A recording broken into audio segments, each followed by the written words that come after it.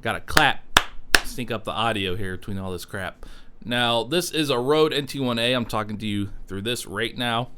This is a mic I've had forever, and you know, it's a mic. It works. When you plug it in, you get sound out of it. And the last project I used it on, unfortunately, man, I had the worst time with the vocalist getting this mic to fit in the mix. It was the wrong mic to use, but it's all I really had at the time. I had to do some crazy EQ, and that made me hate it. Absolutely hate it. And with my own voice, I have a hard time with it too. It's got like this upper, it's not a presence, not way at the high end, but below it like 5K, 4 or 5K, it's kind of harsh, you know, and you have a hard time dialing that out. I just got this Neumann TLM 102, and all the tests I've been listening to, man, this mic sounds so good on all the comparisons I listen to. I'm like, man, that's the mic I want. It's got that smooth presence. I'm talking to you through it right now. It's got that smooth high end, but it's not harsh, you know what I mean? It's just real, it's crisp and everything, and it's got some nice low end and stuff, but it's not harsh. That's why I picked it up. Now, so far, having both of these plugged in at the same time and switching back and forth, honestly, I can't tell that big of a difference. I'm gonna tell you right now. The biggest thing I noticed is without pop filters, even though I got a pile of like 10 of them, the Rode is picking up way more pops. Pop, pop, pop, pop to the Rode. Poppity pop. Poppity pop to the Neumann. And I would credit that to the tighter like screen they got on here, the tighter mesh they have compared to the Rode. So it looks, you can tell, you know, this is a $200 mic. This is an $800 mic. You can tell, you know, they put more thought, better manufacturing process into this mesh here. So around the outside, you can tell that. The only other thing I've noticed right from the start here between these mics sound-wise is the Rode is a much hotter mic. I don't have to have it turned up as much on the gain. I'm using a Focusrite preamp. I got an 8-channel preamp, solid state preamps, basic preamps, nothing special here. They're all basically the same. So don't have to turn it up as much. Hotter mic. What that probably translates to is the Neumann probably has a higher SPL rating. They boast that. They're like, it's got 144 decibel SPL rating. Seems like it. So it's a pretty tolerant mic. Hardware wise, the Neumann shock mount, their shock mount, and it's spinning because this mic stand's goofy, but you know, it's all right, I guess. I mean, it holds it. The mic's tiny. These TLM mics are real tiny, but I don't know. At first, this was one that flopped down a lot. I guess I got it tightened up enough now, but it seems fine. The actual mic itself is pretty great. The Rode, obviously, a much bigger mic. Had the shock mount forever. It's held up fine. No issues there. I mean, they're microphones. You're not going to be tossing them around and stuff. So hardware-wise, they both seem just adequate. So anyways, back to the sound quality, which is why you'd want to spend $800 on the Neumann, which is what it comes down to, versus buying a $200 mic like a Rode NT1a or whatever. They also have the Sennheiser makes, what's it called, the MK9. Basically, Sennheiser owns Neumann now, and they're supposedly like the same mic. So considering that, I'm gonna have to do more testing here. I haven't done a whole lot of playback other than listening to them through the headphones switchback. Man, these things sound quite a lot the same. Let's talk to the Rode NT1a here for a minute. So this is the Rode NT1a. Like I was saying earlier, I think it's got more of a harsh upper mid-range, lower high end, in between there somewhere with 4 or 5K, where it's maybe 2 to 5K or so, where it can get really harsh.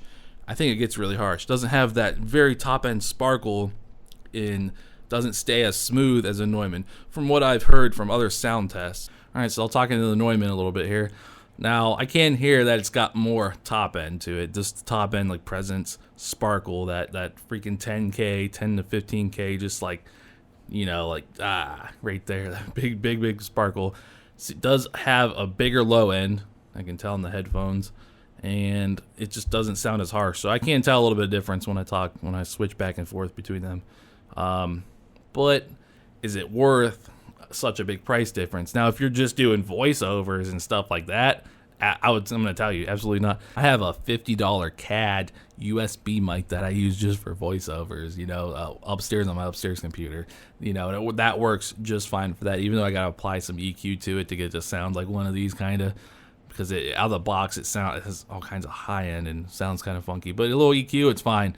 But, you know, that's my point. For voiceover stuff, whatever, at that rate, unless you're at the very top end doing stuff for big budget movies and stuff.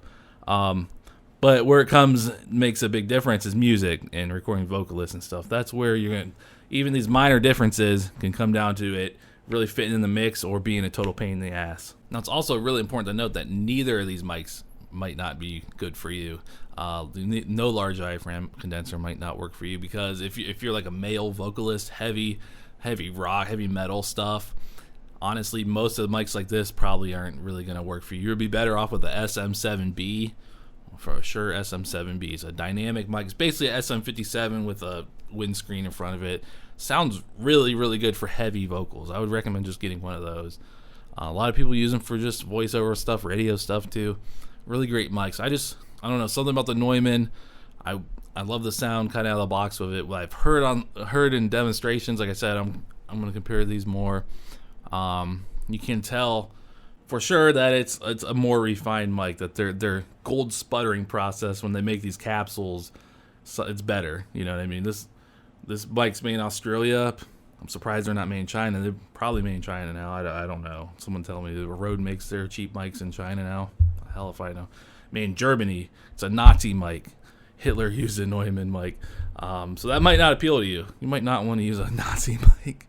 But they perfected their gold sputtering process. That's the best, in the business. And you can tell, man, the thing's got that sparkle. It's not harsh. It's a good sounding capsule. I'm going to tell you that.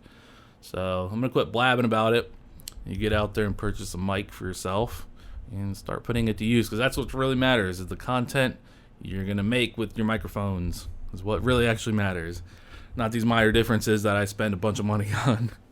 I'm on my $50 CAD voiceover microphone now. Now this sounds a little hotter, probably because I got some compression and EQ on it. Those other mics you're hearing, those were raw, no processing at all. But listen, cutting back and forth between those mics now, I can really hear the difference. It's clear as day to me exactly what I don't like about the Rode mic, and it's exactly what I knew already. It's extremely peaky at like 3 to 5K, somewhere in there. It's real peaky. Whenever I make a S sound, S like that, it jumps out at you. Not in the headphones so much when I was listening to it, but on the studio monitors, and man, it jumps out. I remember mixing the last project, I used that mic on vocals, and I did so much crazy EQ, and I was trying to use a de-esser to get rid of that, because that's exactly what it was doing. Is every time you get an S, it jumps out because it's so peaky at one spot, and I EQ'd the crap out of it, and I got it to work okay for what I had. The Neumann, you can tell it's just much more well-rounded, and it's not peaky at one spot like that. It's got that nice top-end sparkle.